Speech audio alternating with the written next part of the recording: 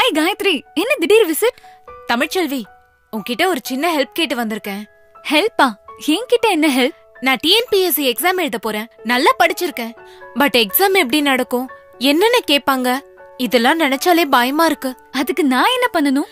நீ அந்த பரீட்சை எழுதி பாஸ் பண்ணி இப்ப கவர்மெண்ட்ல வேலை செய்யற. இந்த டிஎன்பிஎஸ்சி எக்ஸாம் எப்படி நடக்குது, பரீட்சை எழுதுறப்போ நாம என்னென்ன செய்யணும், என்னென்ன செய்யக்கூடாது, இத மட்டும் எக்ஸ்பிளைன் பண்ணா நான் தைரியமா எக்ஸாம் எழுதிருவேன். இவ்ளோதானா? இந்த டிஎன்பிஎஸ்சி எக்ஸாம ரொம்ப தெளிவான விதிமுறைகளோட நடத்துறாங்க. தேர்வு எழுதுறவங்களுக்காக டிஎன்பிஎஸ்சி வெப்சைட்லயும் யூடியூப்லயும் ஒரு படமே வெளியிட்டு இருக்காங்க. பாக்கலாமா? கண்டிப்பா.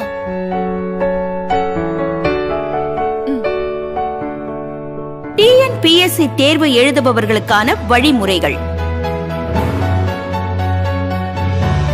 தேர்வர்கள் தேர்வு ஆரம்பிப்பதற்கு 1 மணி நேரத்திற்கு முன்னால, அதாவது கண்டிப்பா காலையில 9 மணிக்கு தேர்வு மையத்துக்கு வந்துடணும்.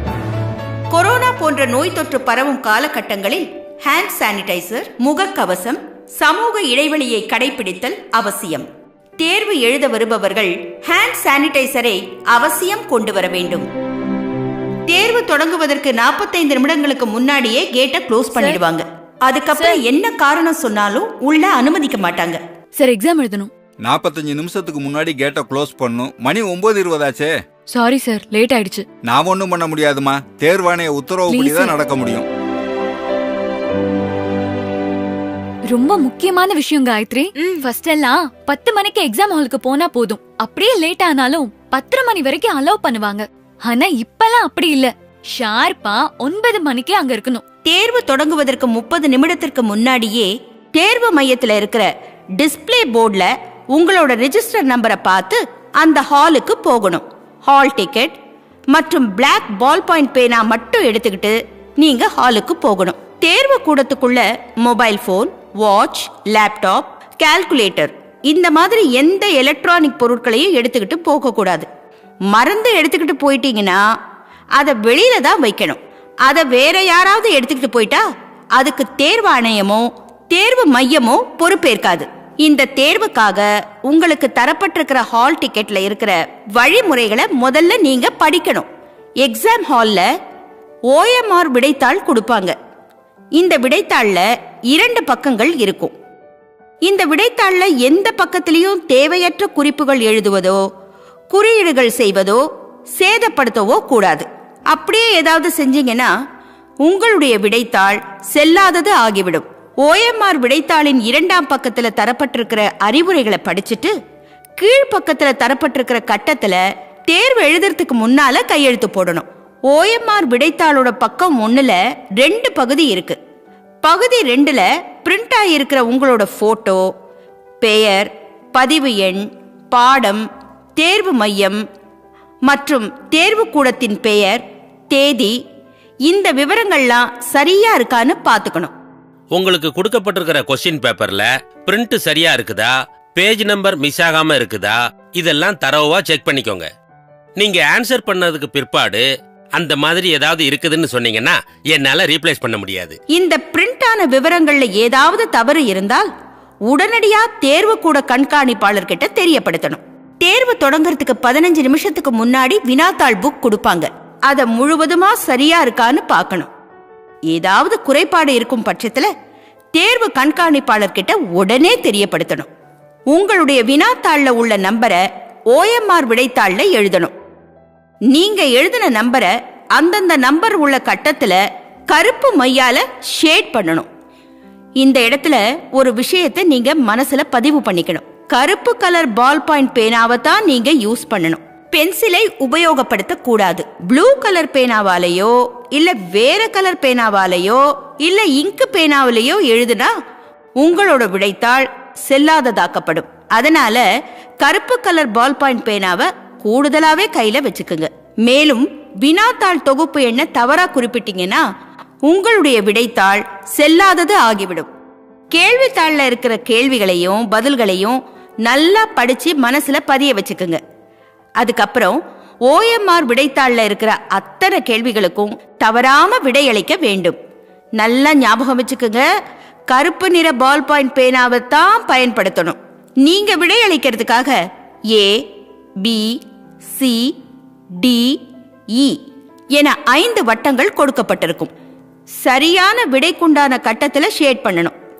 ஒரு குறிப்பிட்ட கேள்விக்கு விட தெரியலனா இ என்ற வட்டத்தை அவசியம் ஷேட் பண்ணணும்.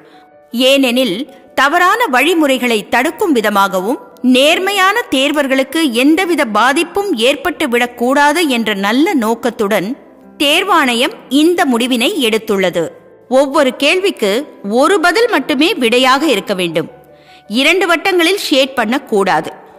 நீங்க வட்டத்துல ஷேட் பண்ணாம இந்த மாதிரி டிக் மார்க் பண்றதோ, இன்டு பண்றதோ, டாட் பண்றதோ, பகுதியாக ஷேட் பண்றதோ, உள்ளுக்குள்ள வட்டம் போட்டாலோ நீங்க நல்லா படிச்சிருந்து சரியான விடையாக இருந்தாலும் இந்த மாதிரி குறியீடு செஞ்சா உங்க விடைத்தாள் இன்வேலிட் ஆகிவிடும். அதனால சரியான முறையில வட்டத்தை முழுமையா ஷேட் பண்ணணும். ஒவ்வொரு கேள்விக்கும் விடையளிக்கிறப்போ ஒரே ஒரு சரியான விடையை மட்டும்தான் நிரப்பணும். எந்த ஒரு கேள்விக்கும் வட்டத்தை நிரப்ப தவறும் பட்சத்துல உங்களது விடைத்தாள் இன்வேலிட் ஆகிவிடும். விடைத்தாளின் பக்கம் 1 அனைத்து கேள்விகளுக்கும் விடையளித்த பின்னர் அந்தந்த காலத்திற்கு கீழ் எத்தனை ஏ, எத்தனை பி, எத்தனை சி, எத்தனை டி, எத்தனை இ விடையாக குறித்து உள்ளீர்கள் என கணக்கிட்டு எழுத வேண்டும். அதன் பிறகு முதல் காலத்தில் ஏயில் உள்ள எண்ணிக்கையான 17, 2ஆம் காலத்தில் ஏயில் உள்ள எண்ணிக்கையான 14, 3ஆம் காலத்தில் ஏயில் உள்ள எண்ணிக்கையான 16 இந்த 3ஐயும் சேர்த்து கூட்டிக் கொள்ளவும். 17 + 14 31 + 16 47. இந்த கூட்டுத்தொகையான 47ஐ பிரிவு 3 ஏயில் உள்ள ஏ கட்டத்தில் நிரப்ப வேண்டும். 047 என்று நிரப்ப வேண்டும்.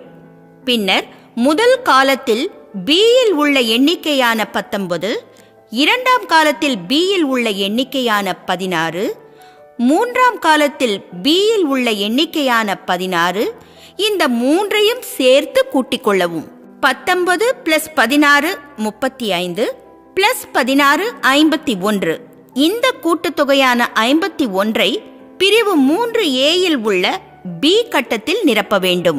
அதுபோல முறையே 3 காலங்களில் உள்ள சி, 3 காலங்களில் உள்ள டி, 3 காலங்களில் உள்ள இ ஆகியவற்றை கூட்டிக் கொள்ளவும். பின்னர் அந்த கூட்டுத்தொகையை பகுதி 2 பிரிவு 3 ஏயில் உள்ள சிடிஇ ஆகிய கட்டங்களில் அந்தந்த கூட்டுத்தொகையை எழுத வேண்டும். அதன் பிறகு பிரிவு 3 பியில் அதற்குரிய வட்டங்களை நிரப்ப வேண்டும்.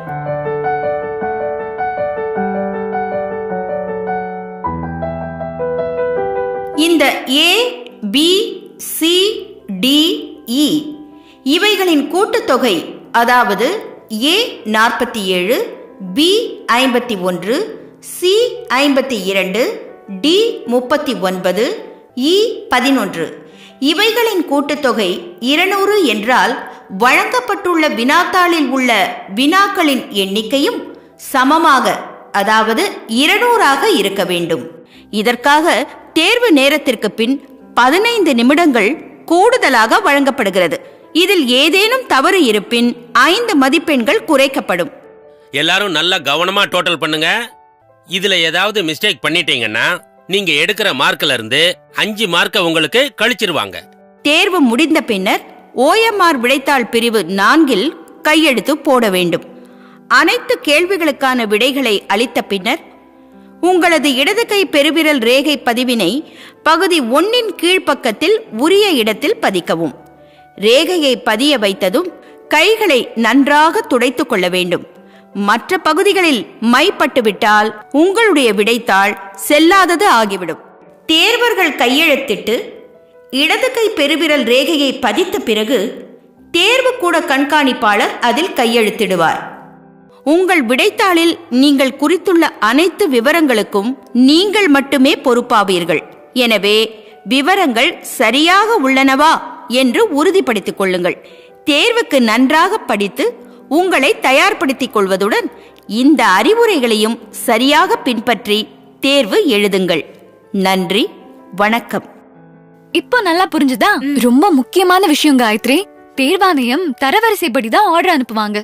இடைத்தரகர்கள் மூலம் தவறான வழியில போய் ஏமாந்துட வேண்டாம். அப்படி யாராவது ஏமாந்துட்டாங்கன்னா அதுக்கு தேர்வாணையம் பொறுப்பாகாது. பயத்தெல்லாம் விட்டுட்டு தைரியமா எக்ஸாம் எழுது. All the best. தேங்க்யூ.